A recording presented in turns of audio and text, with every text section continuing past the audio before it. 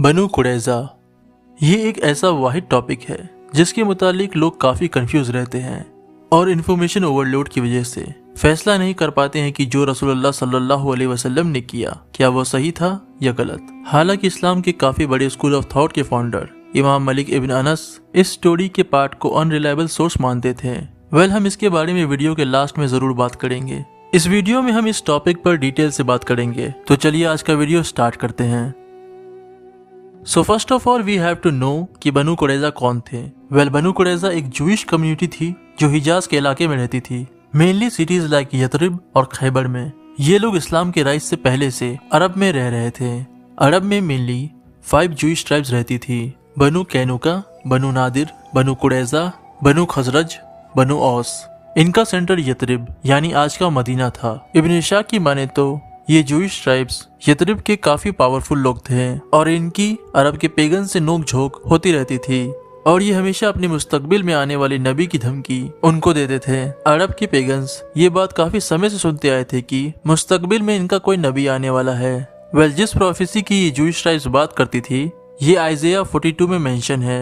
इन tribe के interpretation के according मुस्तकबिल में इनका एक नया नबी केदार के लोगों में आने वाला था जो कि सेला पहाड़ी के करीब रहते थे। आज की जूइश कम्युनिटी इंक्लूडिंग रबाई इस इंटरप्रिटेशन को सपोर्ट नहीं करते क्योंकि उनके अकॉर्डिंग यहूदियों के लास्ट प्रॉफिट मैलकाई जो कि प्रॉफिट मोहम्मद से 1000 साल पहले आए थे और जिनके बाद प्रॉफिटिक एरा एंड हो गया था और वो थर्ड टेम्पल के बनने के बाद फिर से स्टार्ट होगा। हालांकि ये तनाख में मेंशन नहीं है बल्कि तालमुड में मेंशन है जो कि बुक ऑफ इंटरप्रिटेशन है। इंशाल्लाह हम इसके बारे में कभी और बात करेंगे। जब रसूलुल्लाह सल्लल्लाहु अलैहि वसल्लम यथरिब हिजरत करके आए तो यथरिब के लोगों ने रसूलुल्लाह सल्लल्लाहु अलैहि वसल्लम को यहूदियों का प्रॉफिट मान लिया और कई यहूदी स्कॉलर्स ने आने वाली नबी की क्वालिटीज और निशानियों को रसूलुल्लाह सल्लल्लाहु अलैहि वसल्लम में नोटिस किया और ईमान ले आए, जिनमें से एक नाम अब्दुल्ला इब्न सलाम का भी है। बट इसके बरक्स यहूदियों ने रसूलुल्लाह सल्लल्लाहु अलैहि वसल्लम को नबी मानने से इनकार कर दिया क्योंकि उनके इंटरप्रिटेशन के अकॉर्डिंग आने वाला नबी यहूदियों में आना चाहिए था। जस्ट लाइक आज के स्कॉलर इमाम अल मेहदी को सुन्नी या सिया सेक्ट में देखना चाहते हैं क्योंकि रसूलुल्लाह सल्लल्लाहु अलैहि वसल्लम बनी इस्माइल में आए थे, इसीलिए उन्होंने रसूलुल्लाह को नबी मानने से इनकार कर दिया। जब रसूलुल्लाह सल्लल्लाहु अलैहि वसल्लम यथरिब में आबाद हुए उन्होंने यथरिब के ट्राइब के साथ यानी अंसार के साथ और यहूदियों के ट्राइब के साथ मुआहदे किए कि ये ट्राइब्स रसूलुल्लाह सल्लल्लाहु अलैहि वसल्लम को जजिया यानी टैक्स देंगे और प्रॉफिट मोहम्मद और उनकी आर्मी जूज और अंसार की मदद करेगी जब कोई और ट्राइब उन पर अटैक करेगी। और ना ही जूज और ना ही अंसार मुसलमानों के साथ डिस्क्रिमिनेशन करेंगे। जूज अपने कानून के साथ रहेंगे यानी लॉ ऑफ मोसेस के साथ और मुसलमान अपनी शरीयत के साथ रहेंगे। पहले जूइश कम्युनिटी ने इस मुआहदे को बिल्कुल नहीं तोड़ा बट फिर रोजाना मुसलमानों को मॉक करने लगे। बनु कैनुका इब्न इशाक की माने तो बनु कैनुका रोजाना ही मुसलमानों को मॉक किया करते थे। हालांकि बनु कैनुका ने मुआहदा सामने से आकर कबूल किया था। एक रोज जब एक मुस्लिमा बनु कैनुका के बाजार में थी तो बनु कैनुका के कुछ लोगों ने उस औरत को अपना हिजाब हटाने को कहा, जिस पर उसने मना कर दिया तो बनु कैनुका के कुछ लोगों ने उस औरत को भरी बाजार में निकट कर दिया। जब उसे समझ आया कि क्या हुआ है तो वो मदद मांगने लगी और वहाँ मौजूद एक मुसलमान ने उनमें से एक यहूदी की जान ले ली। फिर बनु कैनुका के लोगों ने उस मुसलमान की जान ले ली। जब ये बात रसूलुल्लाह सल्लल्लाहु अलैहि वसल्लम तक पहुंची तो रसूलुल्लाह ने बनु कैनुका को यथरिब छोड़कर जाने को कह दिया क्योंकि मुआहदे के हिसाब से अगर यहूदी मुआहदा तोड़ते हैं तो या तो उन्हें बंदी बनाया जाता या फिर उनसे जंग होती या उन्हें यथरिब छोड़कर जाना पड़ता। बनु नादिर वैसे तो बनु नादिर और बनु कुरैज़ा ने पहले भी एक बार मिलकर मुसलमानों के साथ किया मुआहदा तोड़ा था, जिसके बाद जब रसूलुल्लाह सल्लल्लाहु अलैहि वसल्लम ने फिर से उन्हें माफ करके दोबारा मुआहदा करने के लिए कहा तो बनु नादिर ने मना कर दिया और खैबर में आबाद हो गए। बट बनु कुरैज़ा ने मुआहदा फिर से कर लिया और यथरिब में रुक गए। पर बनु नादिर ने मुसलमानों के खिलाफ काम करना नहीं रोका, जिसके बाद जंग खैबर का वाकया पेश आया। बनु कुरैज़ा जंग उहद के बाद अबू सुफियान फुल कॉन्फिडेंस में आ गया था और फिर उन्होंने कुरैश के बड़े लोगों के साथ मिलकर एक मीटिंग की जिसमें उन्होंने मुसलमानों पर फिर से हमला करने की प्लानिंग शुरू कर दी। इसके बाद कुरैश के लोगों ने 10,000 की फौज बनाई और यथरिब की तरफ रवाना हो गए।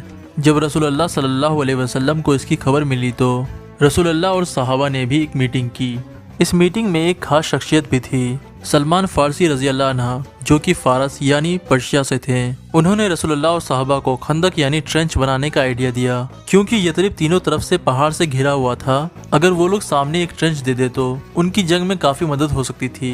कुछ समय में यतरिब के नॉर्थ में खंदक का काम मुकम्मल हो गया, जो कि 6 किलोमीटर का था। जब कुरैश यतरिब पहुंचे तो वो खंदक को देखकर हैरान रह गए, क्योंकि ऐसा कुछ उन्होंने कभी नहीं देखा था। जैसे ही मक्का के कुफ्फार हमला करने आगे बढ़ते तो मुसलमान तीरों से उन्हें मार गिराते। ये वाकया कुछ दिन तक ऐसे ही चलता रहा। फिर अबू सुफियान ने एक कमाल की स्ट्रेटेजी यूज की। मक्का के कुफार यतरिब में एंटर तो नहीं कर सकते थे, तो उन्होंने यतरिब के अंदर के यहूदियों पर तवज्जो दी, यानी बनु कुरैजा पर। मक्का के मुशरिकों ने बनु कुरैजा को भड़काना शुरू कर दिया और बनु कुरैजा ने मुसलमानों के साथ किए सारे मुआहदे फिर से तोड़ दिए और बनु कुरैजा ने यतरिब के अंदर से मुसलमानों की औरतों और बच्चों पर हमला कर दिया, जिसमें उम्मुल मोमिनीन हजरत आयशा और रसूलुल्लाह की अदर वाइफ्स भी थीं, जिससे मुसलमान कंफ्यूज हो गए कि वो क्या करें। जब मुसलमान पूरी तरह से फंस चुके थे तो मुशरिकों की फौज से एक शख्स रसूलुल्लाह से मिलने आता है, नुआइम इब्न मसूद, जो रसूलुल्लाह के पास आकर कहते हैं कि मैं मुसलमान हो चुका हूँ, मगर किसी को इसकी खबर नहीं, बताएं मैं आपकी क्या मदद कर सकता हूँ। रसूलुल्लाह सल्लल्लाहु अलैहि वसल्लम ने कहा, जो कर सकते हो करो। तो वो सीधा बनु कुरैजा के पास गए और बनु कुरैजा से कहा,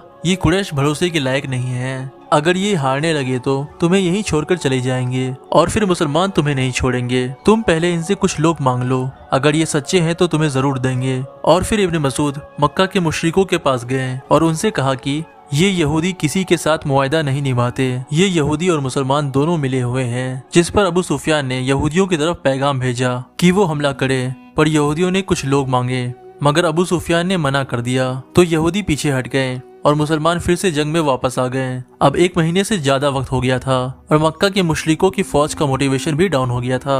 तभी एक दिन एक रेत का तूफान आता है, जिसमें मुशरिके मक्का का सारा सामान इंक्लूडिंग उनके बर्तन, खेमे सब तबाह हो जाते हैं और मुशरिक वापस लौट जाते हैं। ये जंग खत्म होने के बाद मुसलमान अपनी तवज्जो बनु कुरैजा की तरफ लाते हैं। जब रसूलुल्लाह सल्लल्लाहु अलैहि वसल्लम बनु कुरैजा से मुखातिब हुए तो बनु कुरैजा को अपनी गलती का कोई गिल्ट नहीं था।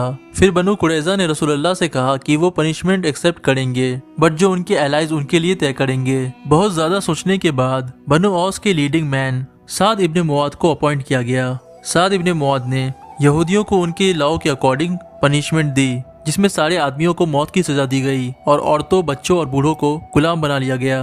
अनरिलायबल सोर्स 7th सेंचुरी में मदीना के रिहायशी इमाम मलिक इब्न अनस, जो इस्लाम के 4 स्कूल ऑफ थॉट में से एक मलिकी स्कूल ऑफ थॉट के फाउंडर और नफी मौला इब्न उमर के स्टूडेंट थे, जो खुद अब्दुल्ला इब्न उमर के स्टूडेंट थे।